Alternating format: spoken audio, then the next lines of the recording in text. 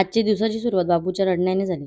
शाळेत जायचा सांगला, की त्याला रडू येतच. पण तो पूर्णपणे झोपेतून उठल्यावर शाळेत जाण्याचा आनंद त्याचा वेगळाच असतो. इकडे मी बाबूची शाळेत जाण्याची तयारी करते आणि हे त्यांची जिमला जाण्याची तयारी करत होते.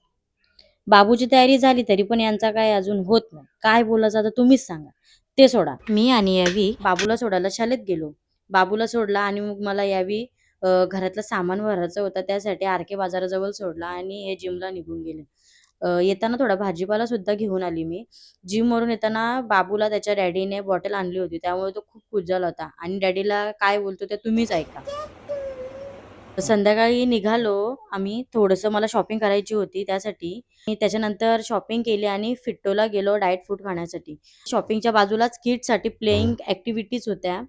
तिथे बाबूला जायचं होतं. शॉप बंद होत आलेला पण बाबूला जायचाच होता. त्या ताईने बाबूसाठी परत शॉप ओपन केला. त्या ताईसाठी थँक्स. बघितलं असेल ना बाबूचा हट्टीपणा कसा आहे.